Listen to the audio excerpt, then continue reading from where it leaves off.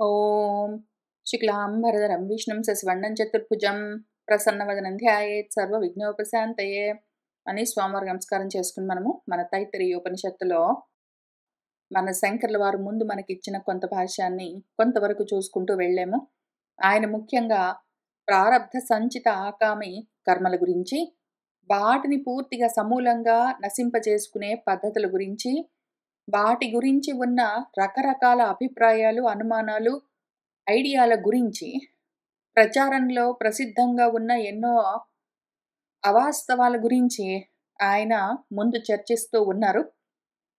ఇప్పుడు మనము పోయిన వారం కూడా వీటిని ముఖ్యంగా ప్రారబ్ధ కర్మలంటే ఏమి, ప్రారంభింపబడ్డ కర్మలు, ఏ కర్మల వల్ల మనకి జన్మ ప్రారంభమయ్యిందో అవన్నీ ప్రారంభించబడ్డ కర్మలు, వాటినే ప్రారబ్ధ కర్మలు, ఆరబ్ధ కర్మలని పిలుస్తారు. అయితే అనారబ్ధంగా సంచితంగా మనకు చాలా ఉంటాయి. మనం మళ్ళీ ఇక్కడ ఆరబ్ధంగా ప్రారంభించుకున్న జన్మ వల్ల, ఈ జన్మలో చేస్తున్న కర్మల వల్ల మళ్ళీ ఆగామి కర్మలు తయారై అవన్నీ మళ్ళీ వెళ్ళి సంచితంలో అనారబ్ధంగా అంటే ఇంకా ప్రారంభం కాకుండా ఉన్న వాటిలో ఉంటాయి. మళ్ళీ అందులో నుంచి కొన్నిగా ఎన్నో జన్మల్లో వాటిని అనుభవించవలసి వస్తుంది. ఈ విధంగా ఈ సైకిల్‌ని బ్రేక్ చేయలేం మనము. మొత్తం పూర్తిగా కర్మనాశం చేసుకోలేము. కంప్లీట్‌గా శేషమన్నది లేకుండా కర్మక్షయం కావాలి అంటే జ్ఞానం ఒక్కటే మార్గం. అయితే కానీ మధ్యలో చాలా అభిప్రాయాలుంటాయి మనకి. ఈ రకంగా జేయొచ్చు కదా! ఆ రకంగా జేయొచ్చు కదా! అని. లేదు కుదరదు అని చెప్తూ వస్తూ ఉన్నారు. మళ్ళీ కొంత మిగిలిపోయింది గదా! దాన్ని ఇవాళ చూసుకుందాం మనము. ఇప్పుడు ఇష్ట అనిష్ట ఫలానాం అనారబ్ధానాం క్షయార్థాని నిత్యాని ఇతి చేత్. నిత్య కర్మలనుంటాయి. మనం నిత్యము చేయవలసిన కర్మలుంటాయి. ఈ నిత్య కర్మల గురించి మనకు చాలా అభిప్రాయాలుంటాయి. ఎన్నో ప్రసిద్ధంగా ప్రాచుర్యంలో ఉన్న విషయాలుంటాయి దీని గురించి. వాటన్నింటి గురించి పక్కన పెట్టి, అసలు నిజంగా నిత్య కర్మల వల్ల జరిగేదేంటో ఒకసారి చూసుకుందాము. 1. నిత్య కర్మలు చేస్తే మళ్ళీ కొత్తగా పుణ్యాలన్నవి వచ్చేదేమీ లేదు. 2. నిత్య కర్మలు చేయడం వల్ల లాభమేమి అంటే, పాపము రాకుండా ఉంటుంది. 3. నిత్య కర్మలు చెయ్యకపోతే యాక్చువల్‌గా పాపం కొత్తగా వచ్చి తగులుకుంటుంది. 4. నిత్య కర్మలు చేస్తే సంచిత కర్మలు క్షయమవ్వడం అన్నది ఉండదు. ఒకవేళ అట్లా జరగదు. ఒకవేళ జరిగితే గూడా 5. సంచితమైన పాపకర్మలు పోవచ్చు. సంచితమైన పుణ్యకర్మలనేం చేస్తావు? కాబట్టి ఆ విధంగా గూడా అశేషంగా కర్మక్షయం జరగదు. 6. నిత్య కర్మలు చెయ్యకుండా ఉండడానికి అసలు ముఖ్యమైన కారణము మనకేదో పాపము అడ్డు తగలడమే. మనం ఇంతకు ముందు సంచితంగా చేసుకున్న పాపాలేవో అడ్డుపడి చెయ్యవలసిన నిత్య కర్మల్ని చెయ్యనివ్వకుండా ఆపుతాయి. ఎందుకు అంటే, ఆ సంచిత పాపాల వల్ల ఈ జన్మలో నిత్య కర్మలు చేయకుండా పోతే, మళ్ళీ ఈ జన్మలో కొత్తగా పాపాలు పుడతాయి. అవన్నీ వెళ్ళి మళ్ళీ అనారబ్ధ సంచితంలో కలుస్తాయి. ఈ రకంగా అత్యంత హాని కలిగించే ఏ మహాపాపమో ఇంతకు ముందు మనం చేసుకున్నది ఉండి, ఈ జన్మలో నిత్యకర్మల్ని చేయనివ్వకుండా ఆపుతుంది అంతవరకే. టెక్నికలీ అటువంటి మహాపాపాలు, మహా అపరాధాలు పూర్వజన్మల్లో మనకేమీ లేకపోతే, అడ్డుపడి నిత్యకర్మల్ని చేయనివ్వకుండా ఆపేస్తున్నవేమీ లేకపోతే, చాలా సింపుల్ మ్యాటర్. 8. ప్రతి వాళ్ళు నిత్యకర్మలు చేస్తారు. నిత్యకర్మలు ఆగడం అన్నది లేదు. కాబట్టి ఇప్పుడేమర్థమయింది? నిత్య కర్మలన్నవి ఆగవు. ఆగేందుకు అవకాశం లేదు. ఒకవేళ ఆగేయి అంటే, ఏదో పాపం అడ్డుబడి ఆ నిత్య కర్మల్ని చేయనివ్వకుండా మళ్ళీ కొత్త పాపాలు కలిగేలాగా చేస్తూ ఉన్నది. నిత్య కర్మలు చేస్తే ఉన్న పాపాలు పోవు. కొత్తగా పుణ్యాలు రావు. జరిగేదేమి అంటే, కొత్తగా పాపం రాకుండా ఉంటుంది అంత మాత్రమే. ఇప్పుడు ఇవన్నీ చూసుకున్నాం గాబట్టి, ఇదే విషయము మన గురువుగారు ఇక్కడ భాష్యంలో చెప్తూ ఉంటారు. చూద్దాము. మన పూర్వపక్షి అడుగుతున్న ప్రశ్న ఏమంటే, ఇష్టానిష్ట ఫలాలుంటాయి గదా! పాపపుణ్య ఫలాలు. అనిష్ట ఫలం అంటే పాప ఫలము. ఇష్ట ఫలము అంటే పుణ్యఫలము. పుణ్యపాప ఫలాలేవున్నాయో అవి అనారబ్ధంగా అంటే ఇంకా మొదలవ్వకుండా సంచితంగా పూర్వజన్మల్లో మనం తయారు చేసుకొని కూడబెట్టుకున్నవేవున్నాయో అవి మొత్తము క్షయం చెయ్యడం కోసము నిత్య కర్మలు ఉన్నాయి అని అనుకోవచ్చు కదా! అంటే కుదరదు. చాలా కారణాలకి కుదరదు. ఇప్పుడు మనం చెప్పుకున్నవన్నీ ఆ కారణాలు. కుదరదు. అకరణే ప్రత్యవాయే శ్రవణాత్. నువ్వు నిత్య కర్మలు చెయ్యకపోతే నీకు పాపమొస్తుందని జెప్పారు గానీ, నిత్య కర్మలు చేస్తే ఇంతకు ముందున్న సంచిత పాపాలన్నీ, పుణ్యాలన్నీ, మొత్తం కర్మలన్నీ నశించిపోతాయని ఎక్కడ చెప్పలేదు. చేయకపోతే కొత్తగా పాపం వస్తుంది అని జెప్పారు. ప్రత్యవాయ శబ్దః హి అనిష్ట విషయః. ప్రత్యవాయం అంటే అనిష్టము అని అర్థము. అంటే పాపము అని అర్థం. నిత్య ఫలము నిత్య కర్మలు చేయకపోతే పాపమొస్తుంది అని మాత్రం జెప్తారు. అంత మాత్రం మనం వింటుంటాం కాబట్టి నిత్య అకరణ నిమిత్తస్య ప్రత్యవాయస్య దుఃఖరూపస్య ఆగామినః పరిహారార్థాని నిత్యాని ఇతి అభ్యుపగమనాత్ అనారబ్ధ ఫల కర్మక్షయార్థాని. నిత్య కర్మలు అకరణం చేయకుండా ఉండడం వల్ల ప్రత్యవాయం కలుగుతుంది. పాపమొస్తుంది. నిత్య కర్మలు చేయవలసినవి చేయకుండా ఉండడం కుదరదు. ఒకవేళ అట్లా ఉంటే దానివల్ల పాపమొస్తుంది. అది దుఃఖరూపంగా ఉంటుంది. ఇది పోయి ఆగామి కర్మల్లో చేరుతుంది అనారబ్ధంగా. దీన్ని పరిహరించుకోవడం కోసము నిత్య కర్మలున్నాయి. నిత్య కర్మలు చేశామంటే మన సంచిత కర్మలు దుఃఖరూపంగా, పాపరూపంగా ఉన్నవి మొత్తము క్షయమైపోతాయి అని అనుకోవడము అనారబ్ధ ఫలకర్మ క్షయము కోసము అని అనుకోవడము కుదరదు. అందుకోసం కాదు. అనారబ్ధ ఫలకర్మ క్షయం చేసుకోవడం కోసము నిత్య కర్మలున్నాయి అని అనడము కుదరదు. యది నామ అనారబ్ధ ఫలకర్మ క్షయార్థాని నిత్యాని కర్మాణి తథాపి అశుద్ధం ఏవ క్షపయేయుః న శుద్ధ విరోధ అభావాత్. ఒకవేళ అట్లా అనుకుంటే కూడా అట్లా జరగదు. నిత్య కర్మలు చేసినంత మాత్రాన ఆగామి సంచిత కర్మలు అనారబ్ధ కర్మలన్నీ క్షయమవుతాయి అని అనుకుంటే అందులో కూడా దుఃఖరూపమైన పాపకర్మలు పోతాయని అనుకుంటే అట్లా జరగకపోయినా కూడా అనుకుందాం ఫర్ ఎగ్జాంపుల్. అంత మాత్రాన పోతే ఒకవేళ పాపకర్మలు పోవచ్చు, దుఃఖ కారణమైన పాపాలు తొలగొచ్చు గాని పుణ్యాలెందుకు పోతాయి? నువ్వు నిత్య కర్మలు చేస్తే నువ్వు ఇంతకు ముందు జన్మల్లో చేసుకున్న పుణ్యకర్మలన్నీ ఎక్కడికి పోతాయి? ఎందుకు పోతాయి? నిత్య కర్మలు చేస్తే ఒకవేళ పోతే పాపాలు పోవచ్చు అనుకున్నా కూడా పుణ్యాలు కూడా పోతాయని మనం చెప్పలేం గదా! ఎందుకంటే ఆ రెండిటికి విరోధం లేదు. పైగా నహి ఇష్టఫలస్య కర్మణః శుద్ధరూపత్వాత్ నిత్యైః విరోధః ఉపపద్యతే. ఇష్టరూపమైన ఫలము పుణ్యఫలం ఏదున్నదో అటువంటి పుణ్యఫలాల కోసం చేసే పుణ్యకర్మలుంటాయి.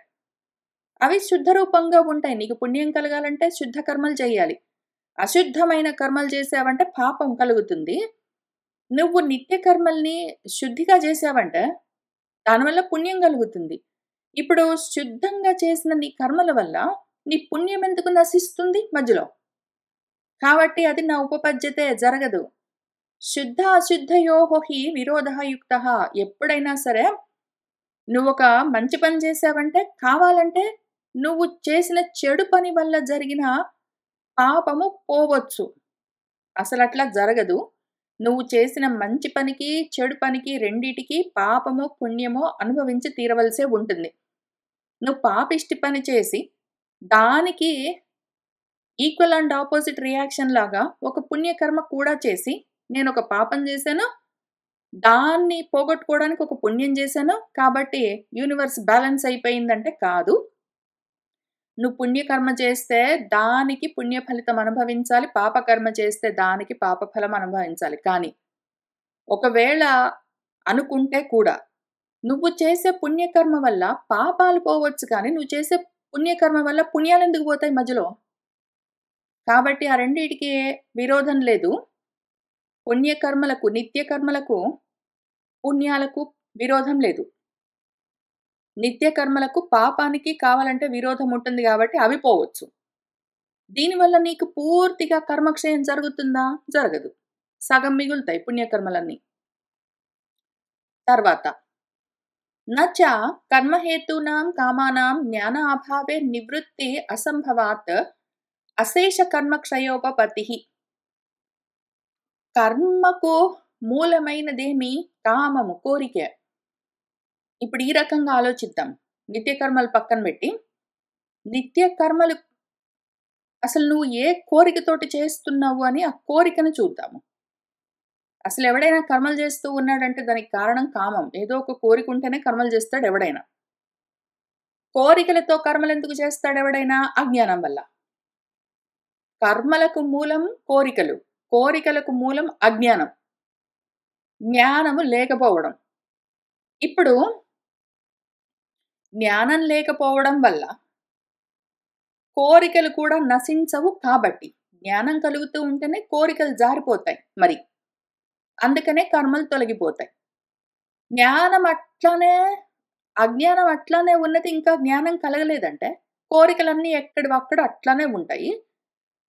దాంతో కోరికలు నివృత్తి అవ్వవు కాబట్టి, అసంభవం కాబట్టి, అశేషమైన కర్మక్షయం అన్నది నా ఉపపత్తి, జరగదు.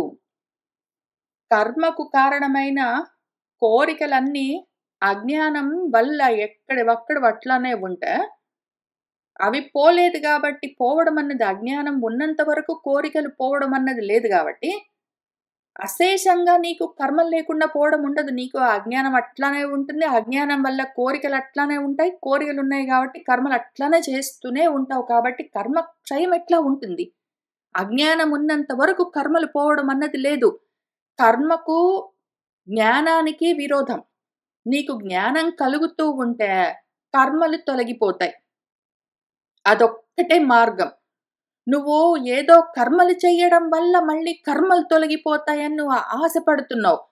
నువ్వు నిత్య కర్మలు చెయ్యి, నైమిత్తిక కర్మలు చెయ్యి, నువ్వు నిష్కామ కర్మలు చెయ్యి, నువ్వు కామ్య కర్మలు చెయ్యి, నువ్వు ఏమైనా చెయ్యి. నువ్వు ఏ కర్మలు చేసినా సరే కర్మల వల్ల కర్మలు ఎట్లా పోతాయి? కర్మలు పోవడము జ్ఞానం వల్లే.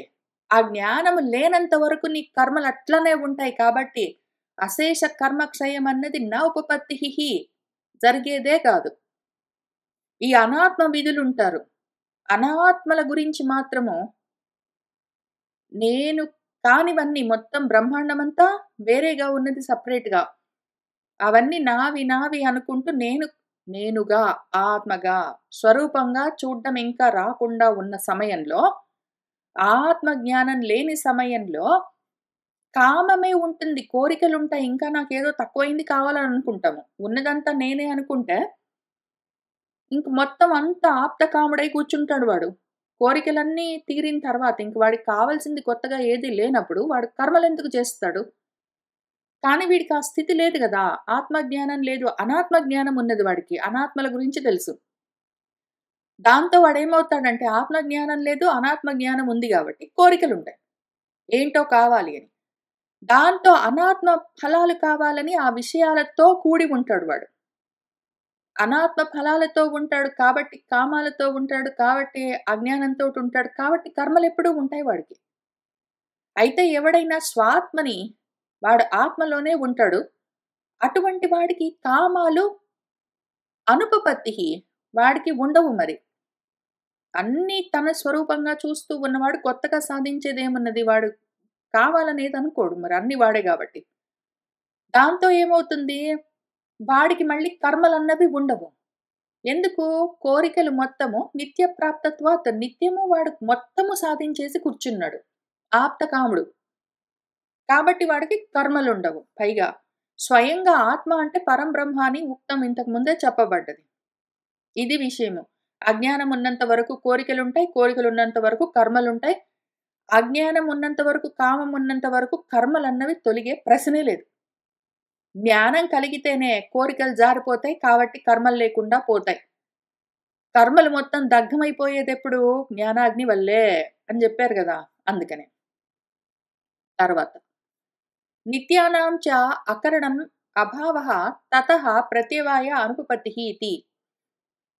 నిత్య కర్మలు చెయ్యకుండా ఉండడమన్నది అభావము ఉండదు. అసలు ప్రతి వాడు జన్మ తీసుకున్నవాడు గ్యారంటీగా ఆ దేహంతో నిత్య కర్మలు చేయాలి. అసలు ఆ దేహంతో ఆ ప్రకృతి ఆ టైమొస్తే తప్పకుండా కర్మలు చేయిస్తుంది.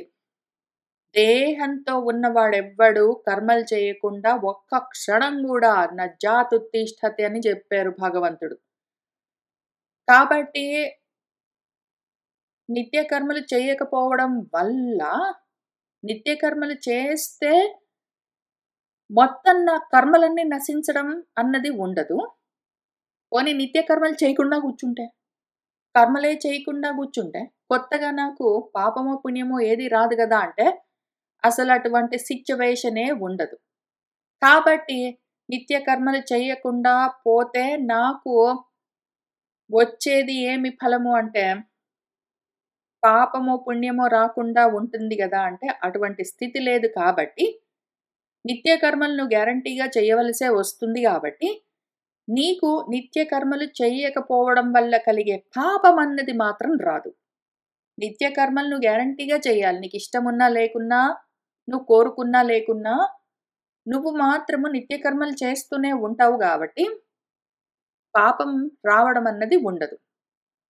అయితే నిత్య కర్మలు అసలు చెయ్యకుండా ఎవడుంటాడో చూద్దాము.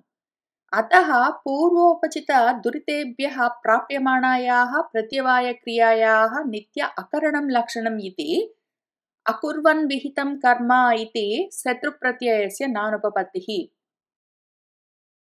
అతః అందుకని పూర్వోపచిత దురితేభ్యః పూర్వము ఉపచితం సంపాదించుకున్న దురితాలేవున్నాయో పాపాలు. ఆ విధంగా ప్రాపించుకున్న ప్రత్యవాయ క్రియలు, పాప కర్మలు. వీటి వల్లనే నిత్యము చేయవలసిన కర్మలు అకరణం చేయకుండా కూర్చోవడం అన్న లక్షణం ఉంటుంది. నిత్య కర్మలు ఎవడు చేయకుండా కూర్చోడు. కాబట్టి ప్రతి ఆడు నిత్య కర్మలు చేస్తూ ఉంటాడు కాబట్టి వాడికి పాపం రావడం అన్నది ఉండదు. దానివల్ల పుణ్యము రాదు, కర్మక్షయము జరగదు, ఇంకేమీ కాదు. ఓన్లీ ఏంటంటే వాడికి పాపం రాదు అంతే. అయితే ఒకవేళ వాడి కర్మగాలి, వాడు పూర్వజన్మల్లో ఏ పాపాలు చేసుకున్నాడో దానివల్ల ఫలితమేమి అంటే, ఈ జన్మలో ఏదో కారణానికి నిత్య కర్మలు చేయకుండా అవి అడ్డుపడితే, అప్పుడు వాడు నిత్య కర్మలు చేయకుండా ఉంటాడు. అది దాని లక్షణం. నిత్య కర్మలు చేయకుండా వాడు పోయాడంటే ఎందుకు? వాడికి కుదరట్లేదు, వాడికి ఆరోగ్యం సహకరించట్లేదు, వాడికి ఏవో అడ్డం పడిపోతున్నాయి నిత్య కర్మలు చేయకుండా ఎందుకు ఉన్నాడు వాడు అంటే, వాడి పాపం వల్ల. ఇంతకుముందు వాడు చేసుకున్న పాపం వల్ల ఇప్పుడు నిత్య కర్మలు చేయడానికి లేకుండా ఉన్నాడు వాడు. అదే ఆ లక్షణం అది. అందుకనే ఈ విషయము అకుర్వన్ విహితం కర్మ అని మన మనువు గారు గూడా 11వ అధ్యాయంలో చెప్పారు మనకు. మనం ఇప్పుడు మనుస్మృతిలో 4వ అధ్యాయం మొదలుపెట్టుకోపోతూ ఉన్నాము. ఇంకా కొన్నాళ్ళు పడుతుంది మనం 11వ అధ్యాయానికి రావడానికి. ఇందులో 11వ అధ్యాయంలో ముఖ్యంగా ఇంత దూరము 10 అధ్యాయాలుగా చెప్తూ వస్తూ ఉన్నవి 4 ఆశ్రమాల్లో ఎక్కడో దగ్గర ఉంటావు. 4 వర్ణాల్లో ఎక్కడో దగ్గర ఉంటావు. ప్రతివాడు ఏదో ఒక వర్ణంలో, ఏదో ఒక ఆశ్రమంలో ఉంటాడు. అది మేట్రిక్స్ అదొకటి నెట్‌వర్క్ లాగా ఉంటుంది. ఆ ఉన్నవాడు ఆ వర్ణాశ్రమ ధర్మాల్ని పాటించకుండా ఒకవేళ ఉంటే, వాడికి ఎటువంటి స్థితి కలుగుతుంది? దానికి వాడు ఎటువంటి ప్రాయశ్చిత్తాలు చేసుకోవాలి అని మళ్ళీ ఒక సెపరేట్ చాప్టర్ రాసిచ్చారు మనువు గారు. అందులో మొదటి పద్యం ఏమంటే, అకుర్వన్ విహితం కర్మ నిందితం చ సమాచరన్ ప్రసక్తః చ ఇంద్రియార్థేషు ప్రాయశ్చిత్తీయతే నరః. ఏ మనిషైనా సరే విహితం కర్మ అకుర్వన్, వాడు విహితమైన కర్మ ఇది నువ్వు చేయవలసి ఉంటుంది అని చెప్పిన నిత్య కర్మలు అకుర్వన్ చేయకుండా ఉంటాడు వాడు. పోనీ అక్కడికే ఊరుకోడు. నిందితం కర్మ సమాచరన్, వద్దురా అన్న నిషిద్ధ కర్మలన్నీ చేస్తూ ఉంటాడు. వద్దు, దూరంగా ఉండు, ఇంద్రియాలను నిగ్రహించు అని చెప్తే, ఆహా! ఇంద్రియాలు వాటి విషయాల్లో మాత్రం తగులుకుని ఉంటాడు అత్యంత ఆసక్తితో. ఇటువంటివి చేస్తూ ఉన్నవాడు ప్రాయశ్చిత్తం జేసుకోవాల్సి ఉంటుంది అని ఆయన చెప్తూ ప్రాయశ్చిత్తాలని జెప్పారు. ఇప్పుడిందులో అకుర్వన్ అంటే చేస్తూ అని శత్రుప్రత్యయం గురించి మన శంకర్ల వారు ఒక మాట అన్నారిక్కడ. శత్రుప్రత్యయం అంటే ఏం పెద్ద విషయం గాదు. ఇప్పుడు ఒక పిల్లవాడున్నాడు. వాడు నడుచుకుంటూ వెళ్తూ ఉన్నాడు. వాడు పండు తింటూ ఉన్నాడు. దాన్ని మనం ఎట్లా చెప్తాము? బాలుడు నడుస్తూ ఉన్నాడు, పండు తింటూ ఉన్నాడు అని చెప్తాము. లేదా ఇంకొక విధంగా సింపుల్‌గా ఎట్లా చెప్పొచ్చంటే, నడుస్తున్న పిల్లాడు పండు తింటున్నాడు అని చెప్పొచ్చు. బాలుడు నడుస్తూ పండు తింటూ ఉన్నాడు అని కూడా చెప్పొచ్చు.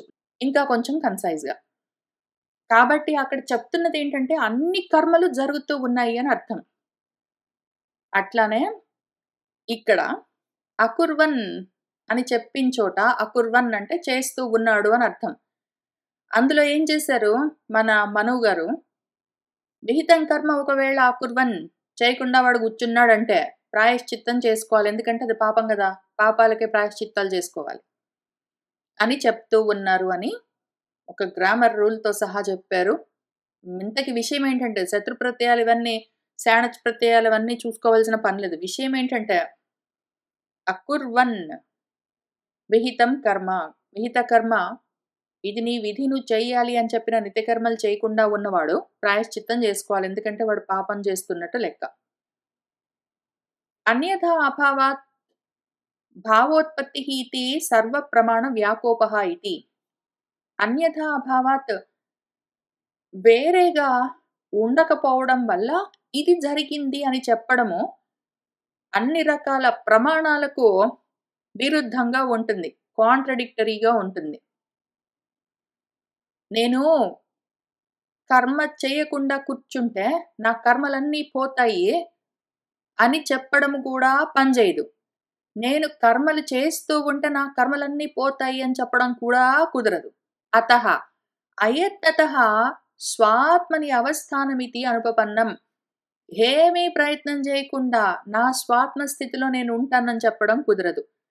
కర్మలు మానేసి ఊరికే కూర్చుంటాను అంటే నా స్వాత్మ స్థితిలో ఉన్నట్టు అని అనుకోలేము.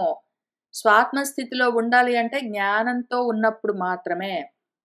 యచ్చ ఉక్తం నిరతిశయ ప్రీతేః స్వర్గశబ్దవాచ్యాయాః కర్మనిమిత్తత్వాత్ కర్మారబ్ధः ఏవ మోక్షः ఇతి చేత్ తత్ న. ఏదైతే ఇంతకు ముందు చెప్పారో నిరతిశయ ప్రీతి, ఇంకా అత్యంతమైన ప్రీతి, చాలా ఆనందం, సంతోషం కలగడమే గదా స్వర్గము. సంతోషమే గదా స్వర్గము. స్వర్గం అన్న శబ్దానికి అర్థమేమి? సంతోషం. అదెట్లా కలుగుతుంది? నేను చాలా సంతోషంగా ఉన్నానని ఎప్పుడు చెప్తాము? ఏదో ఒక పని చేసాము.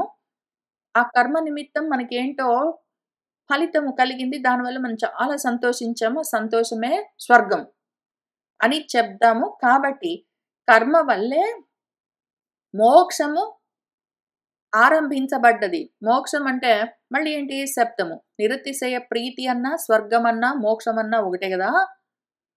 కర్మ వల్లే గదా ఇదంతా గలిగేది. కాబట్టి కర్మ వల్లే మోక్షాన్ని ఆరంభించవచ్చు.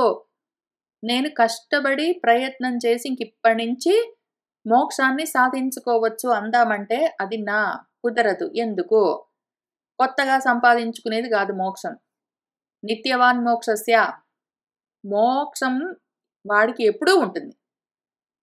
బంధాల్లో ఉన్నాను అని వాడు మోహంతోటనుకుంటాడు అంత మాత్రమే. అజ్ఞానంతో ఉంటాడు కాబట్టే, ఆ మోహం వల్ల వాడు నేను బంధంలో ఉన్నాను, నాకు మోక్షం కావాలి అని అనుకుంటాడు. అసలు వాడు నిత్యముక్తుడు. ప్రతి వాడు.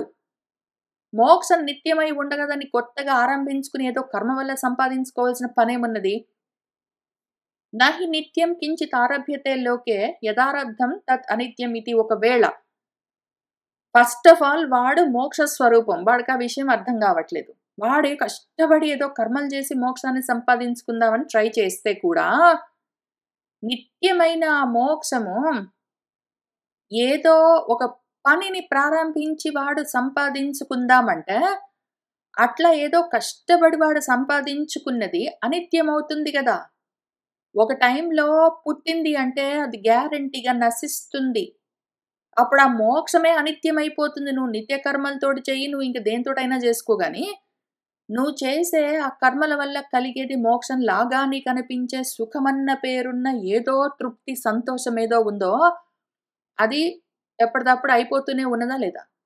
నువ్వు కష్టపడి ఏదో కర్మ నిమిత్తం సంపాదించుకున్నది ఏదో హమ్మయ్య! ఎంత సంతోషంగా ఉన్నదండి. అబ్బా! స్వర్గంలాగా ఉన్నది అని నువ్వు అనుకున్నది ఎంతసేపుంటుంది? నిత్యము ఉంటుందా మరి పర్మనెంట్‌గా? నీ మోక్షము. ఈ రూపాలుగా ఉన్నది. ఉండట్లేదు గదా! Probably 1 second, 2 seconds, 1 minute, 2 minutes ఉంటుందా? పోనీ ఒక రోజు ఉంటుందా? పోనీ ఒక నెల ఉంటుందా? అటువంటి అనిత్యమైన దాని గురించా నువ్వు మాట్లాడుతున్నావు? మేము చెప్తున్న మోక్షం పర్మనెంట్, నిత్యం. అది కొత్తగా సంపాదించుకునేది గాదు. దానికోసం కొత్తగా ఒక పని ప్రారంభించవలసిన పని లేదు. అతహ న కర్మారబ్ధః మోక్షః కాబట్టి కర్మలేవో ప్రారంభించి సంపాదించుకునేది గాదు మోక్షము అని ఆయన చెప్పిన తర్వాత, మన పూర్వపక్షి మళ్ళీ ఒక ప్రశ్న వేస్తున్నారు. విద్యా సహితానాం కర్మణాం నిత్యారంభ సామర్థ్యమితి చేత్ అంటే నువ్వేం జెప్పావు అప్పటినుంచి? అవిద్య వల్లే వాడికి ఇదిగో అజ్ఞానం వల్లే కోరికలుంటాయి. ఆ కోరికల్ని సంపాదించుకోవడానికి కర్మలు జేస్తాడు అని జెప్తున్నావు గదా! ఇప్పుడు ఒకవేళ వాడు జేసే కర్మలు జ్ఞానంతోటి జేసాడనుకో అప్పుడేమవుతుంది? దాని గురించి ఆలోచిద్దాము. విద్యా సహితంగా జ్ఞానంతో పాటు వాడు కర్మలు జేసాడనుకో, అప్పుడు నిత్యము ఆరంభించేందుకు ఆ మోక్షము సామర్థ్యం కలిగిందవుతుంది గదా! వాడొక కర్మ మొదలుబెట్టాడు. జ్ఞానంతోటి చేస్తున్నాడు.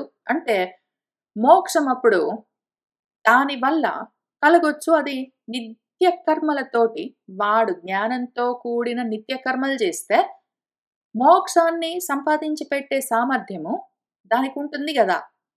ఉండదు. అప్పటినుంచి చెప్తున్నదేమి? కర్మలతో ఏదో పని చేసి నువ్వు కష్టపడి మోక్షాన్ని సంపాదించుకోవాల్సిన పని లేదు. ఫస్ట్ ఆఫ్ ఆల్ అదొకటి. రెండోదేంటంటే జ్ఞానం కలిగితే కర్మలు ఆటోమేటిక్‌గా పోతాయి. జ్ఞానం కలిగిన తర్వాత గూడా నువ్వు కర్మలు చేస్తున్నావంటే జ్ఞానం కలగలేదని అర్థం. ఎందుకు అంటే దీనికొక ఎగ్జాంపుల్ చూసుకుందాము. కొద్ది వారాల నుంచి ఆఫ్‌లైన్ చూసుకుంటున్నాము. ఇక్కడ మళ్ళీ చెప్తాను. ఒక పుస్తకం ఉన్నది. ఆ పుస్తకం ఎన్ని రోజులు చదువుతాం మనము, ఆ పుస్తకంలో ఉన్న విషయము మనకు పూర్తిగా అర్థమయ్యేందాకా చదువుతాము కావాలంటే. అయితే ఎప్పుడైతే ఆ పుస్తకంలో ఉన్న విషయం మొత్తం మనకు గ్రహింపుకొచ్చిందో, మనం అర్థం చేసుకున్నామో, ఇంకా తర్వాత ఆటోమేటిక్‌గా పుస్తకం చదవవలసిన అవసరం ఉండదు. ఆ పుస్తకంలోని విషయం గురించిన జ్ఞానం మనకు కలిగిన తర్వాత, పుస్తకం చదవడం అన్న కర్మ ఇంక ఉండదు. పుస్తకం ఎంత కాలం మనం చదువుతూ పోతామో, జ్ఞానం కలిగిన తర్వాత ఎందుకు చదువుతాము. పుస్తకము జ్ఞానం కలగనంత వరకే చదువుతూ ఉంటాము. ఒకసారి జ్ఞానం కలిగిన తర్వాత, ఇంకా పుస్తకం చదవాల్సిన అవసరం లేదు. చదవము. ఇంక అవసరం లేదు. పక్కన పెట్టేస్తాము. ఇంకొక రకంగా గూడా పుస్తకం చదవకుండా దాన్ని పక్కన పెట్టొచ్చు. ఎప్పుడైతే మనకు పుస్తకంలో ఉన్న విషయం అస్సలు అర్థమే గావట్లేదనుకోండి, లేదా అర్థం చేసుకోవాలన్న ఆలోచన లేదనుకోండి, అంతవరకు ఊరికనే అజ్ఞానంతోటి ఆ పుస్తకాన్ని ఎన్ని సార్లైనా, ఎంత కాలమైనా చదువుకుంటూ పోవచ్చు. అప్పుడు ఆ కర్మ మాత్రం పోదు. లేదా చదివినా అర్థం గావట్లేదు, ఎంతకాలం చదివినా ఉపయోగం లేదు దీనివల్ల అని దాన్ని చదవకుండా పక్కన పడేయొచ్చు. లాభం లేదనుకుని అయినా దాన్ని పక్కన పడేయొచ్చు. అప్పుడు ఆ పుస్తకం చదవడం అన్న కర్మ ఆగిపోతుంది. లేదా ఉన్నది నాకు అర్థమయింది అని సరిగ్గా అర్థం గాకుండానే, అర్థమైనట్టే ఉన్నది అనుకోని కూడా పుస్తకం చదవడం ఆపేయొచ్చు. కానీ ఎప్పుడైతే నిజంగా ఆ పుస్తకంలోని విషయం అర్థమైందో, అప్పుడు ఆటోమేటిక్‌గా మన ప్రయత్నం లేకుండా అప్రయత్నంగా కర్మలాగిపోతాయి. మనము పుస్తకం చదవడం అన్న కర్మ కావాలని ఆపుతున్నాము అంటే, ఒకటి మనకు చదివినా అర్థం కాలేదన్న నిరాశ కలగొచ్చు. లేదా అర్థమైపోయింది అన్న ఆలోచన కలగొచ్చు. ఆ 2 స్థితుల్లో మనం కావాలని పుస్తకం చదవడం ఆపుతాము. కానీ ఎప్పుడైతే ఆటోమేటిక్‌గా పుస్తకం చదవడం అన్న ఆ పర్టిక్యులర్ పుస్తకం చదవడం అన్న కర్మ ఆగిపోయింది అంటే, మనకు పూర్తిగా అందులో ఉన్న విషయం గురించిన జ్ఞానం కలిగింది అని. ఇప్పుడు అట్లనే ఏ కర్మ అయినా సరే. ఆత్మ జ్ఞానం కలిగిన తర్వాత ఆటోమేటిక్‌గా కర్మలు ఆగిపోతాయి. నిత్య కర్మలు లేవు, అనిత్య కర్మలు లేవు, కామ్య కర్మలు లేవు. ఇంకేమీ ఉండవసలు. ఆల్రెడీ జ్ఞానం కలిగిందంటే మనము ప్రయత్నం చేయవలసిన పని లేదు. అప్రయత్నంగా, అయత్నతః కర్మలు ఆగిపోతాయి. నేను బలవంతంగా పనిగట్టుకుని కర్మలు చేయకుండా కూర్చుంటాను అంటే, ఒకటి నాకు అర్థం కాలేదని, ఒకటి అర్థమైనట్టుగా అనిపించి అర్థమైందేమో అని నేను మోహంలో 2 రకాలుగా మోహంలో ఉంటేనే ప్రయత్నం మీద కర్మలు మానేస్తాము. లేదా కర్మలు చేస్తూ ఉన్నామంటే గూడా మోహంలోనే ఉంటాము. అన్ని విధాలుగా. జ్ఞానం కలిగినప్పుడే ఆటోమేటిక్ మోక్షం అప్పుడింక కర్మ చెయ్యమన్నా వాడు చేయలేడు. వాడికి అవసరం లేదు వాడు చేయడంతే ఇంక కదలడు వాడు. ఇది విషయము. మళ్ళీ మన వాళ్ళు అదే అడుగుతున్నారు. ఇదిగో జ్ఞానంతో కర్మలు చేస్తే నిత్య కర్మల్ని జ్ఞానంతోటి చేస్తే అప్పుడు మోక్షాన్ని సంపాదించుకోవచ్చు కదా!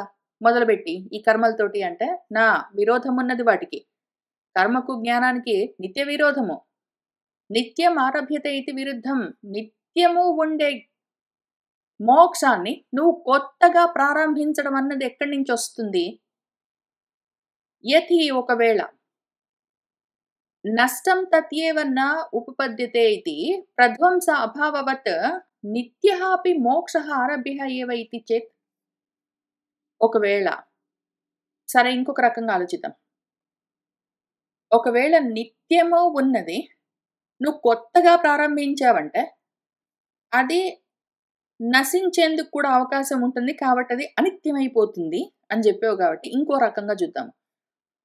ఉన్నది ఒకవేళ కొత్తగా నువ్వు పుట్టించావంటే నష్టమైపోతుంది అని అన్నావు గాబట్టి, అట్లా కుదరదంటే, పోనీ ప్రధ్వంస ప్రధ్వంస అభావవత్ అంటే, ఒక కుండ ఉన్నదనుకోండి. ఆ ఉన్న కుండ తయారవ్వకన్నా ముందు లేదు. అది ప్రాక్ అభావం. ఒకవేళ కుండ తయారైన తర్వాత కొన్నాళ్ళకి అది పగిలిపోతే, అప్పుడు ప్రధ్వంస అభావం. అది పగిలిపోయిన తర్వాత గూడా ఉండదు. తయారవ్వకన్నా ముందు గూడా ఉండదు. ఇప్పుడిక్కడ ప్రధ్వంస అభావం లేకుండా ఉండడం కోసం. అంటే అది నశించకుండా ఉండడం కోసం. ఇప్పుడు నువ్వేమన్నావో, ఒక్కసారి నువ్వు సంపాదించుకోవడం మొదలుపెట్టావంటే అది నశించడం గూడా ఉంటుంది. అది ప్యాకేజ్‌లాగా అన్నావు గదా! అప్పుడు నశించకుండా, ప్రధ్వంస అభావం లేకుండా నేను కంటిన్యూయస్‌గా నిత్య కర్మలు చేస్తూనే ఉన్నాననుకో. అప్పుడు మోక్షం వస్తుంది గదా! అంటే దేంట్లో నుంచి మోక్షం వచ్చేది? ఆ రకంగా మోక్షాన్ని నేను ప్రారంభించుకోవచ్చు గదా! అంటే ఇంక నువ్వు కంటిన్యూయస్‌గా కర్మలు చేస్తూ ఉంటే మోక్షం ఏమున్నది నీకు? అయ్యో రామా! నా మోక్షస్య భావరూపత్వాత్ మోక్షమన్నది భావంగా ఉండడం, ఉండకపోవడం ఇట్లాంటివన్నీ ఉండవు. ప్రధ్వంస అభావః అపి ఆరభ్యతే ఇతి న సంభవతి. ప్రధ్వంస అభావం అంటే ఒకసారి మోక్షం అన్నది నశించిపోతే మళ్ళీ అది నశించకుండా దాన్ని మళ్ళీ కిక్ స్టార్ట్ చేసి మళ్ళీ కంటిన్యూయస్ లూప్‌లో మనం సాధించుకుంటూ ఉండొచ్చు గదా! అంటే అట్లాంటిది జరగదు.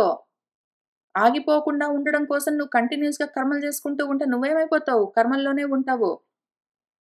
పైగా అభావస్య విశేష అభావాత్ అవికల్ప మాత్రం ఏతత్ ఇవన్నీ నువ్వు అభావం అంటే ఏమి?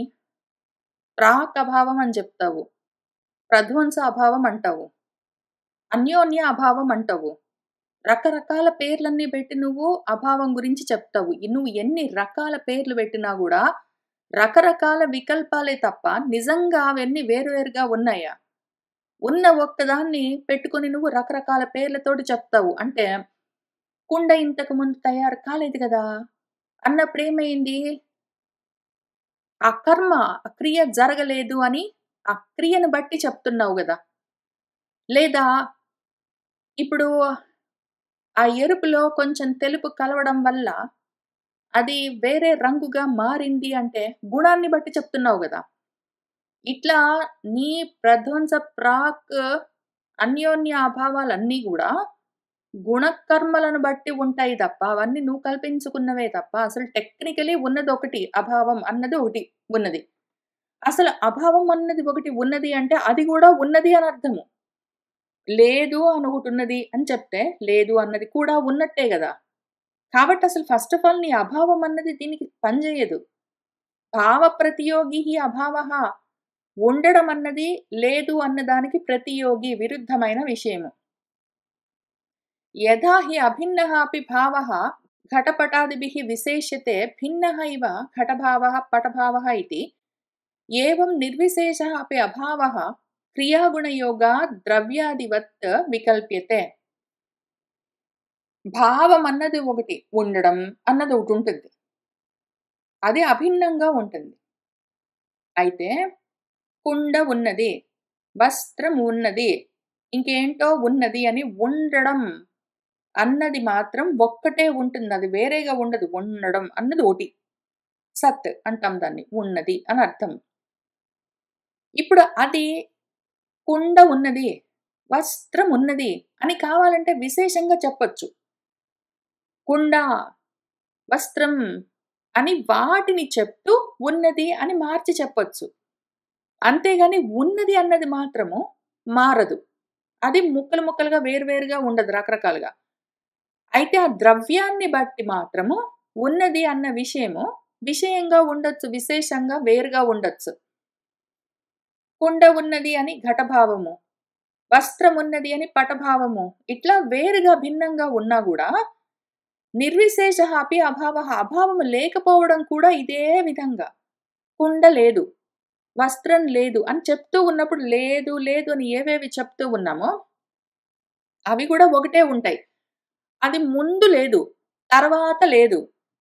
2 కలిసి లేవు అని ఈ రకంగా చెప్తున్నప్పుడు ఆ గుణాలనో, కర్మలనో, ద్రవ్యాన్నో బట్టి నువ్వు వేర్వేరుగా చెప్పాల్సిందే తప్ప లేదు అన్నది ఒకటే. క్రియాగుణ యోగాత్ ఏదో ఆ కర్మ కుండ పగిలిపోయింది కాబట్టి లేదు. కుండ తయారవ్వలేదు కాబట్టి లేదు అని తయారవ్వడము, పగిలిపోవడము అన్న క్రియలను బట్టో. అది కుండగా కాక అది వేరుగా మారింది అన్న దాని గుణాన్ని బట్టో. వీటితోటి యోగం కలిసి ఉండడం వల్ల, ద్రవ్యంతో క్రియాగుణాలు కూడి ఉండడం వల్ల ఇటువంటి ఉండడం లేకపోవడం అన్న వికల్పాలు కలగాల్సిందే తప్ప వాటిలో మళ్ళీ స్పెసిఫిక్‌గా భేదమేమీ ఉండదు. నహి అభావః ఉత్పలాదివత్ విశేషణ సహభావి. పైగా లేకపోవడం అన్నది ఉన్నదానితో కలిసి ఉండదు. ఉత్పలం అని ఒకటున్నదనుకోండి. నీలోత్పలము అని ఉన్నదనుకోండి. నీలోత్పలము అంటే నల్ల కలువ ఉన్నది. ఇప్పుడు నల్ల కలువ ఉండడం అన్నది నల్లటి కలువ పువ్వు. కలువ పువ్వు ద్రవ్యము, నల్ల రంగు, దాని గుణము. ఇటువంటివన్నీ కావాలంటే విశేషణంతో సహా కలిపి, యాడ్జెక్టివ్‌తో సహా కలిపి కూడి ఉండొచ్చు. సహభావి, కలిసి ఉండొచ్చు. కానీ విశేషణత్వే భావః ఏవ స్యాత్. విశేషణంతో కూడి భావమే ఉంటుంది. అభావం ఎట్లా ఉంటుంది? నల్ల కలువ పువ్వు లేదు అన్నది కూడా ఉండడమే అభావము. లేదు అన్నది కూడా భావమే. అభావం ఎట్లా అవుతుంది? విద్యా కర్మ కర్తుః నిత్యత్వాత్ విద్యా కర్మ సంతాన జనిత మోక్ష నిత్యత్వం ఇది చేత్. పోనీ ఇంకొక రకంగా ఆలోచిద్దాం పట్టాయ్యా. మోక్షము నిత్యం అని చెప్తున్నావు. కర్మలు చేస్తే అది ఒకసారి ఉండి ఒకసారి పోయేటట్టుంటే, ఒకసారి ప్రారంభించబడి సంపాదించబడింది దానికి ఒక పుట్టుక సమయము, స్థానం ఉన్నది అంటే అది నశించిపోయే సమయం, స్థానం కూడా ఉంటుంది కాబట్టి అనిత్యం అవుతుంది అంటివి. పోనీ అది కంప్లీట్‌గా పోకుండా ఎప్పుడు కంటిన్యూయస్‌గా చేసుకుంటూ కూర్చుందామంటే, అప్పుడు గూడా కర్మల్లో తగులుకుని ఉంటావు అన్నావు. పోనీ ఒకవేళ ప్రధ్వంస అభావంలాగా అంటే అసలు అభావమే లేదు. నువ్వు ఇంక దేని గురించి చెప్తున్నావు అన్నావు. ఇంకొక రకంగా ఆలోచిద్దాం పట్టు. మన కర్త ఎప్పుడూ ఉంటాడు గదా! కాబట్టి. ఇప్పుడు ఈ కర్త వాడి జ్ఞానంతో, వాడి కర్మలతో ఉంటాడనుకో. జ్ఞాన కర్మలతో కూడి ఉన్న కర్త ఒకడు. వీడు మాత్రం నిత్యం గదా! కాబట్టి వాడు ఆ విధంగా అదే పనిగా ఆ జ్ఞాన కర్మలతో ఉండగా, దానివల్ల కలిగే మోక్షమేదున్నదో, వీడు కర్త నిత్యం గాబట్టి, కర్త నిత్యము అయి ఉండడం వల్ల, వాడు జ్ఞానంతో కర్మలు చేస్తూ ఉంటే కలిగే మోక్షం గూడా నిత్యం కావచ్చు కదా! కుదరదు. వాడెప్పుడూ కర్తగా ఎందుకుంటాడు? వాడు కర్తృత్వం వదిలిపెట్టేస్తే నీ మోక్షం ఏమైపోతుంది? లేకుండా పోతుంది. నా గంగా స్రోతోవత్ కర్తృత్వస్య దుఃఖరూపత్వాత్ అసలు కర్తృత్వము దుఃఖరూపం ఫస్ట్ ఆఫ్ ఆల్. నువ్వు కర్తగా ఉన్నంత వరకు ఏదో రకంగా దుఃఖరూపంగా ఉంటుంది నువ్వు సంపాదించుకున్నది ఏదైనా సరే. సుఖరూపంగా ఎందుకుంటుంది? గంగా ప్రవాహంలాగా కర్తృత్వం పెట్టుకొని నువ్వు నిరంతరము అవిచ్ఛిన్నంగా కర్మలు చేసుకుంటూ పోయావంటే అదంతా దుఃఖరూపంగా ఉంటుంది. పైగా సెకండ్ పాయింట్ కర్తృత్వ ఉపరమే చ మోక్ష విచ్ఛేదాత్. ఆ కర్తృత్వం ఆగిపోయిందనుకో వాడెప్పటికో ఒకప్పటికి కర్తృత్వం లేకుండా పోయాడనుకో, అప్పుడు వాడు ఆ కర్తృత్వంతో సంపాదిస్తూ ఉన్న మోక్షం ఏమైపోయింది? అది కూడా ఆగిపోతుంది. లేకుండా పోతుంది, నశిస్తుంది. వాడెప్పటికి కర్తగా ఉండాలని ఎక్కడ రూల్ ఉంది? వాడు కర్తృత్వం లేకుండా పోతే వాడి మోక్షం నశించిపోతుంది. అప్పుడేమైతుంది? పైగా కలిగేది అదేంటో నువ్వు సుఖరూపం అనుకుంటున్నావు కాదది దుఃఖరూపంగా ఉంటుంది. కర్మలు చేస్తూ ఉంటే కలిగేది ఏదైనా సరే. ఎందుకు అంటే అది కంప్లీట్‌గా ఒకవేళ దుఃఖం గాకపోయినా కొంచెం సుఖంగా ఉన్నా గూడా దాంతో పాటు దుఃఖం ఉంటుంది. ఇప్పుడు ఏదైనా పని చేసి దానివల్ల నేనొక సుఖాన్ని అనుభవించాలి అంటే దాని కోసం చేసే కర్మ మళ్ళీ దుఃఖం కలిగిస్తుంది. శారీరకమైన శ్రమ దగ్గర నుంచి, మానసికమైన వ్యధ దగ్గర నుంచి ఎన్నో వ్యయ ప్రయాసలకు, కష్ట నష్టాలకు ఓర్చుకుంటేనే ఒక కర్మ ఫలించి దానివల్ల కొంత సుఖం కలుగుతుంది. కాబట్టి దుఃఖంతో కూడి ఉన్న సుఖం కూడా మొత్తం సుఖ స్వరూపం గాదు. మనం చెప్పుకుంటూ ఉన్న మోక్షము పూర్తిగా సుఖ స్వరూపము. కాబట్టి ఫస్ట్ ఆఫ్ ఆల్ కర్మల వల్ల కర్తకు కలిగేది కంప్లీట్‌గా సుఖమని చెప్పలేము.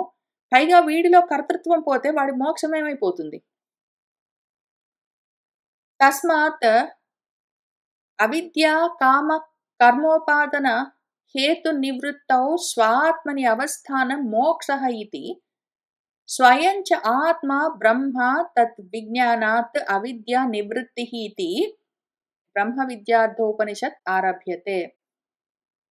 తస్మాత్ కాబట్టి మన వాళ్ళు ఏం చేస్తున్నారంటే మన ఋషులు అవిద్య, కామ, కర్మ అని ఉంటాయి కొన్ని ఉపాదాన కారణాలు. అవిద్య వల్ల, అజ్ఞానం వల్ల కోరికలుంటాయి. కోరికల వల్ల కర్మలుంటాయి. ఇవన్నీ ఒక దాంట్లో నుంచి ఒకటి వస్తూ ఉంటాయి. ఎట్లా ఉపాదాన కారణంలాగా మట్టిలో నుంచి కుండలొచ్చినట్టు, దారాల్లో నుంచి వస్త్రం వచ్చినట్టు అవిద్యలో నుంచి కోరికలు, కోరికల్లో నుంచి కర్మలు ఒక దాంట్లో నుంచి ఒకటొస్తాయి. అవి మళ్ళీ వాటికి వేరుగా ఉండవు. ఇవన్నీ ఒకటే విషయము. వేరుగా కనిపిస్తాయి అంతే. కుండలు వేరుగా కనిపించొచ్చు. కానీ అదంతా మట్టి దగ్గర నుంచే వచ్చినట్టు రకరకాలుగా కోరికలుగా కనిపించేవన్నీ ఒకటే మట్టి. అజ్ఞానం నుంచొస్తాయి. రకరకాల కర్మలుగా కనిపించేవన్నీ ఒకటే. ఆ దారాలు, కోరికలు అక్కడి నుంచే వస్తాయి. ఆ గుణాలంటే పైగా దారాలు అక్కడి నుంచే వస్తాయి. ఉపాదాన కారణాలు ఇవన్నీ ఒకదానికోటి. ఇప్పుడు కర్మలు పోవాలి అంటే నువ్వు కర్మలు చేయడం వల్ల పోవు, కర్మలు మానుకోవడం వల్ల పోవు. వాటి వెనక ఉన్న కామాలు, కోరికలు పోవాలి. కోరికలు వాటంతట అవి పోవు అజ్ఞానం ఉన్నంత వరకు. వాటి వెనకాల ఉన్న అవిద్య పోవాలి. ఈ అవిద్య పోవడం కోసము, దాని నివృత్తి కోసము. అసలు మొత్తం మూల కారణాలే లేకుండా పోవాలి. కర్మలు సమూలంగా క్షయమయ్యేదెప్పుడు అంటే, అజ్ఞానము సంపూర్తిగా నిర్మూలించబడ్డప్పుడు మాత్రమే. దాని కోసము. ఫస్ట్ కారణం. రెండోది, స్వాత్మని అవస్థానం మోక్షః ఇతి అందుకని స్వాత్మలో తనలో తాను ఉండడమే మోక్షము. ఈ విషయము మనకు చెప్పడం కోసము స్వయంగా ఆత్మ, బ్రహ్మ అన్న ఆత్మ, బ్రహ్మ 2 వేర్వేరుగా ఉన్నాయి అన్న భేద బుద్ధితోటి ఉండడమే మోహము. అదే అజ్ఞానము. దానివల్లే కోరికలు, దానివల్లే కర్మలు, మొత్తం జన్మలన్నీ. ఇప్పుడు ఆత్మే బ్రహ్మ అన్న విజ్ఞానం ఒకటున్నది. ఆ విజ్ఞానము ఇవ్వడం కోసము దానివల్ల అవిద్య నేను వేరు, బ్రహ్మ వేరు అన్న ఏ భేదభావనతో కూడి ఉన్న అజ్ఞానం ఉన్నదో అది నివృత్తి జరగడం కోసము. ఇన్ని కారణాలకి ఈ బ్రహ్మ విద్యను మనకు ఉపదేశించడం కోసం ఈ ఉపనిషత్తు ఆరంభింపబడుతూ ఉన్నది. అసలు ఉపనిషత్ అని దాన్నెందుకు పిలుస్తారు? ఉపనిషత్ ఇతి విద్యా ఉచ్యతే. ఉపనిషత్ అంటే ఈ పుస్తకం గాదు. ఉపనిషత్ అంటే ఈ తైత్తరీయోపనిషత్తు, ఈశావాస్యోపనిషత్తు, చాందోగ్యోపనిషత్తు అనే ఆ పుస్తకాలు గాదు ఉపనిషత్ అంటే. ఉపనిషత్ అంటే విద్య అని అర్థం. అసలు ఉపనిషత్ అన్న పదానికి అర్థము విద్య. ఆ విద్య కలిగిన పుస్తకాలని కూడా ఉపనిషత్ అని పిలుస్తారు. అసలు విద్య అంటేనే ఉపనిషత్.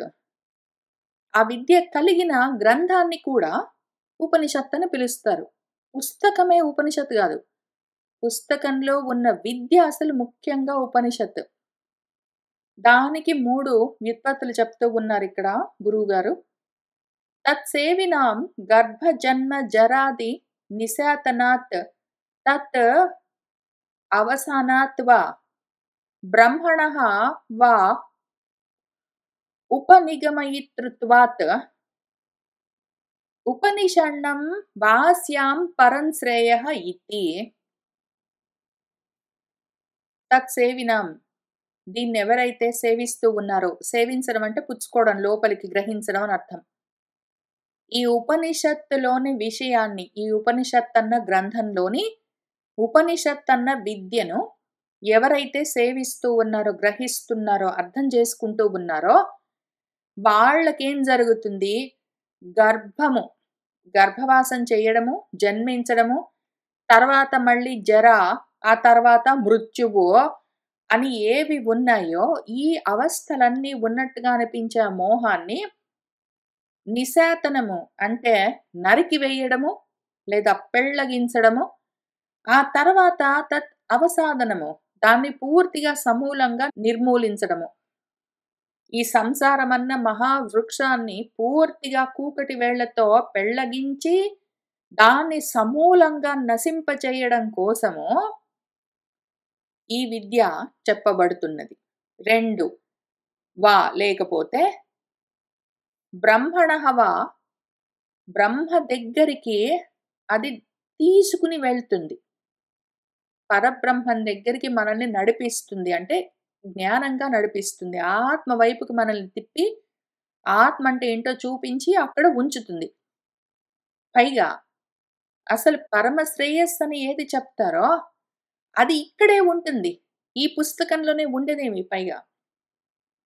ఉపనిషత్ అన్న విద్య ఉన్న ఈ ఉపనిషత్ అన్న గ్రంథంలో ఉండేదేమి అంటే ఆ ఉపనిషత్ పురుషుడే. ఉపనిషత్ అంటే ఉపనిషణ్ణం అందులో కూర్చుని ఉన్నాడు అని అర్థం. పరమ శ్రేయస్సు ఏదున్నదో పరబ్రహ్మము, మోక్షము, అక్షయమైన సుఖము అని ఎన్నో పేర్లతో చెప్పబడుతూ ఉన్న ఆత్మతత్వం ఏమున్నదో అది ఇందులోనే కూర్చుని ఉంటుంది. అది ఇందులో ఉపనిషన్నం కాబట్టి దాన్ని ఉపనిషత్ అని పిలుస్తారు. మనం వెళ్లి దాని దగ్గర కూర్చునేందుకు వీలుగా అది అవకాశం ఇస్తుంది కాబట్టి దాన్ని ఉపనిషత్ అంటారు. మనలో ఉన్న రకరకాల గర్భజన్మ జర మృత్యు ఆది రకరకాల దోషాలను నిర్మూలిస్తుంది కాబట్టి ఉపనిషత్ అని పిలుస్తారు.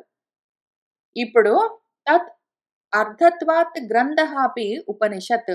ఈ అర్థాన్ని మన చేత గ్రహింపచేసే పుస్తకం ఏదున్నదో గ్రంథాన్ని కూడా ఉపనిషత్ అని అందుకు పిలుస్తారు. అసలు ఉపనిషత్ అంటే ఉపసమీపే దాని దగ్గరికి వెళ్లి కూర్చోవడము అని ఒక అర్థం. ఆ జ్ఞానం దగ్గరికి వెళ్లి కూర్చోవడం. మనం కూర్చుంటే అదేం చేస్తుంది? మనల్ని ఆ జ్ఞానం దగ్గరికి నడిపిస్తుంది. మనల్ని తీసుకెళ్లి ఆత్మ దగ్గర కూర్చోబెడుతుంది. అసలు ఆ ఆత్మ ఎక్కడుంది?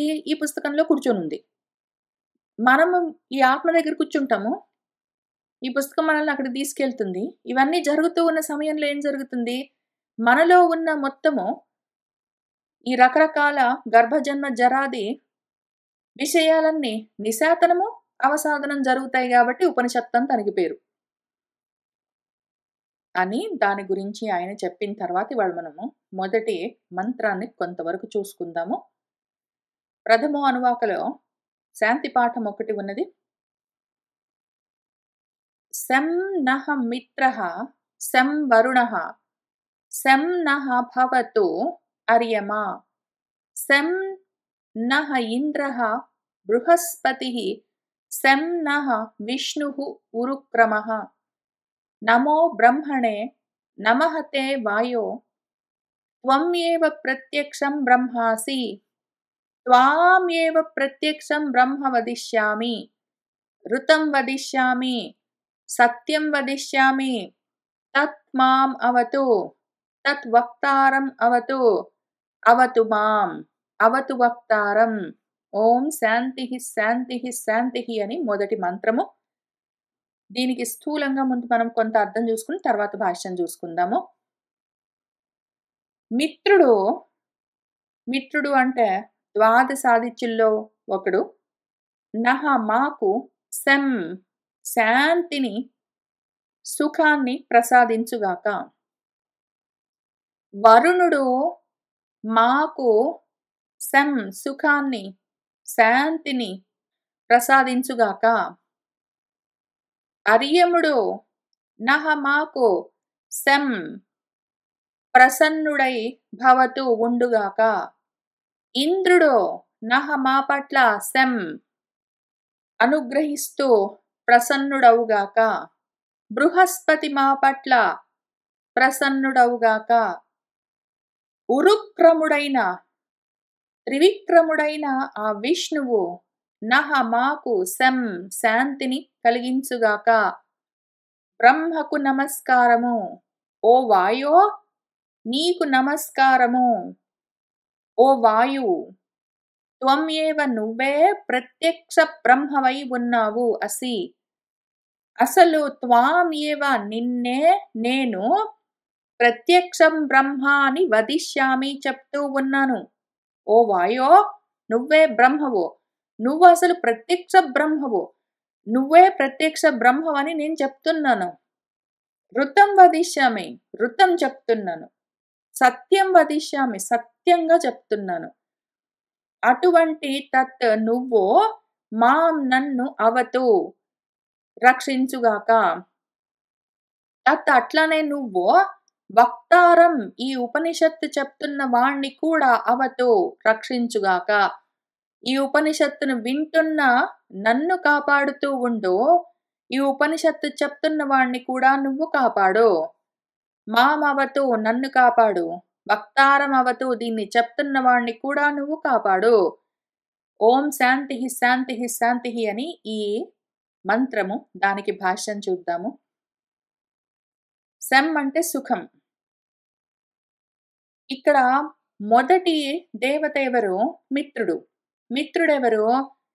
ప్రాణవృత్తేః అహః చ అభిమాని దేవత. ప్రాణవృత్తులుగా ఉన్నదెవరో, నాలో ఉన్న ప్రాణంగా ఉన్న ఏ దైవం ఉన్నదో అది మిత్రుడు. పైగా అహః పగటికి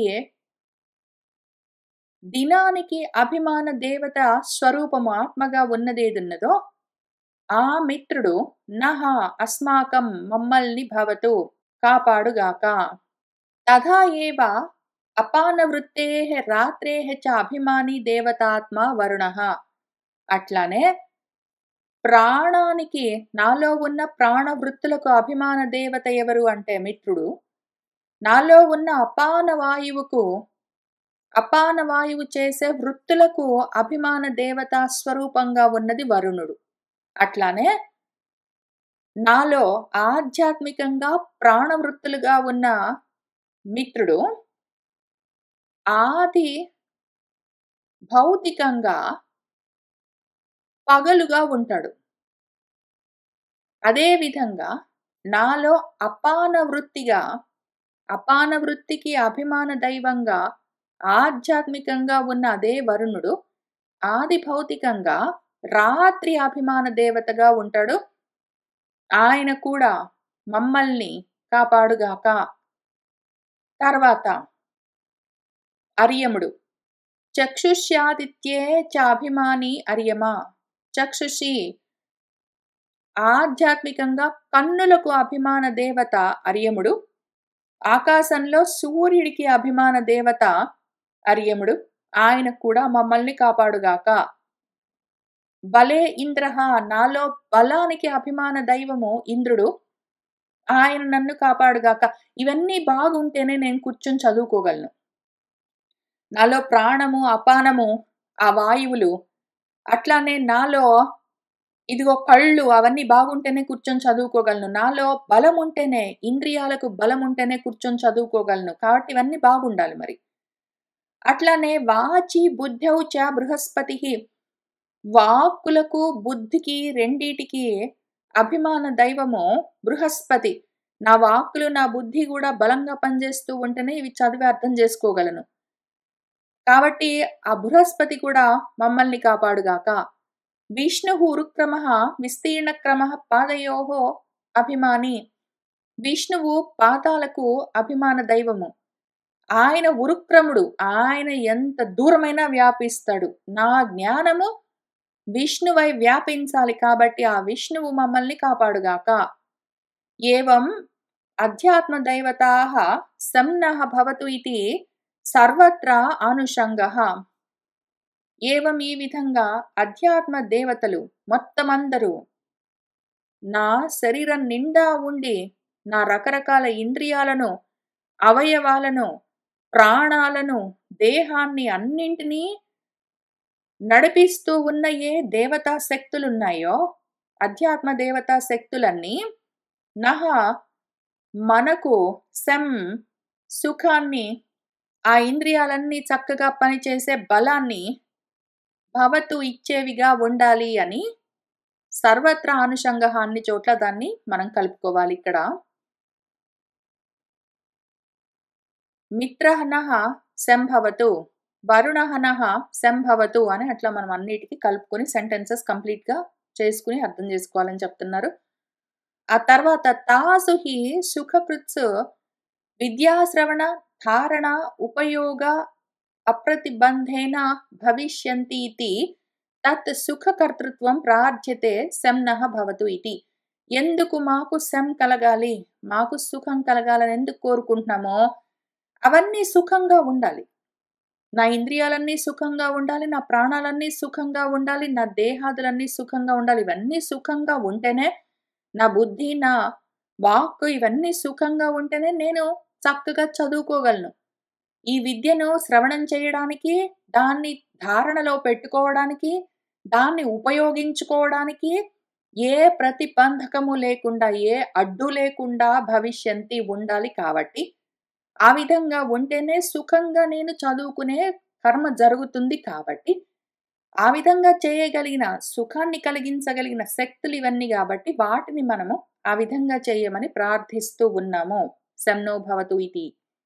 మాకు సుఖాన్ని కలగచేయవలసి ఉన్నది అని అందుకని కోరుకుంటున్నాము. బ్రహ్మ విద్య వివిధిషిణ నమస్కార వందన క్రియే వాయు విషయే బ్రహ్మ విద్య ఉపసర్గ శాంత్యర్థం క్రియేతే. ఈ బ్రహ్మ విద్య తెలుసుకోవాలన్న జిజ్ఞాస కలిగిన వాళ్ళెవరున్నారో వాళ్ళ చేత ఈ నమస్కారాలు, వందన క్రియలన్నీ చేయబడుతూ ఉన్నాయి. ఎవరి పట్ల? వాయువు కోసము. ప్రాణం ఉంటేనే ఇవన్నీ చేసేది ముఖ్యంగా. ఫస్ట్ మనకు కావాల్సింది, ముఖ్యంగా కావాల్సింది ప్రాణం. ప్రాణం సరిగ్గా లేకపోతే, ప్రాణం బాగలేకపోయినా, ప్రాణం లేకపోయినా, ప్రాణం లేకపోయినా చదువుకోలేము, ప్రాణం బాలేపోయినా చదువుకోలేము. కాబట్టి ఆ ప్రాణవాయువులకు, ప్రాణాపానాలకు మిగిలిన వాటన్నింటికి మనం ముందు నమస్కారం చేసుకుంటున్నాం అందుకని.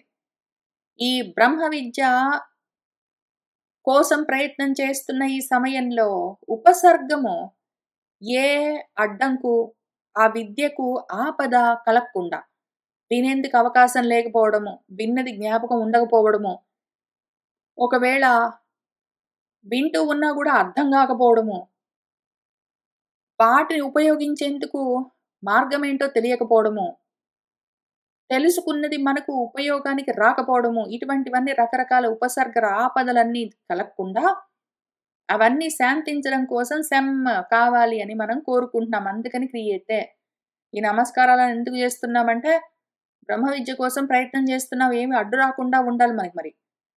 సర్వక్రియాఫలానాం తత్ అధీనత్వాత్ బ్రహ్మ వాయుః తస్మై బ్రహ్మణే నమః. సర్వక్రియలకు ఫలము, ఆ ఫలాలకు అధిష్టాన దైవము. ఎవరి అధీనంలో మొత్తం సర్వ కర్మలు ఆ క్రియల యొక్క ఫలితాలుంటాయి. ప్రాణం పైన ఆధారపడి ఉంటాయి. ప్రాణం లేకపోతే క్రియలు లేవు, ఫలితాలు లేవు. కాబట్టి ఆ బ్రహ్మ ఎవరింతకి మనకు? వాయువు. అందుకని ఆ వాయువు రూపంలో ఉన్న పరబ్రహ్మకు మనం నమస్కారం జేసుకుంటూ ఉన్నాము. నమస్కారం అంటే ఎట్లా జేస్తున్నాము? ప్రహీభావం కరోమీతి వాక్యశేషః. ప్రహీభావం. నమ్రతతో ఉన్నాము అని చెప్పడము ఆ వాక్యానికి అర్థము. నమస్తే తుభ్యం హే వాయో! ఓ వాయుదేవుడా! నీకు నమస్కారము. నమస్కరోమీతి పరోక్ష ప్రత్యక్షాభ్యాం వాయుః ఏవ అభిధీయతే. నమస్కారం చేస్తున్నాను ప్రత్యక్షంగా, అప్రత్యక్షంగా. పరోక్షంగా, ప్రత్యక్షంగా 2 విధాలుగా వాయువుకు మనము నమస్కారాలు చేస్తున్నామని చెప్పుకుంటున్నాము. కించ త్వమేవ చక్షురాది అపేక్ష బాహ్యం సన్నికృష్టం అవ్యవహితం ప్రత్యక్షం బ్రహ్మాసి యస్మాత్ తస్మాత్ త్వామేవ ప్రత్యక్షం బ్రహ్మ వదిష్యామి. నువ్వే నా కళ్ళలో ఉండి దానికి అభిమాన దైవమై ఉన్నదేదున్నదో అది కూడా నా కంటి చూపు కూడా దేనివల్ల పనిచేస్తుంది? ఏది దగ్గరగా ఉండడం వల్ల కంటి చూపు పనిచేస్తుందంటే ప్రాణమే మళ్ళీ. కాబట్టి బాహ్యంగా నేను ఆ పుస్తకాన్ని చూడాలి, అందులో ఉన్న విషయాన్ని చదవాలి అంటే కళ్ళు పనిచేయాలి. కళ్ళు దేనివల్ల పనిచేస్తాయి? మళ్ళీ ప్రాణం ఉంటేనే. అవ్యవహితంగా ఏ మధ్యలో అడ్డు లేకుండా ఇవన్నీ నడవాలి అంటే ప్రత్యక్షంగా ఉన్నది బ్రహ్మ ఎవరు? ప్రత్యక్షంగా ఈ శరీరాన్ని, దేహాన్ని నడిపిస్తూ ఆ దేహంలో చూపు బాగా ఉండేట్టు చూస్తూ ఇవన్నీ చేసేదెవరు?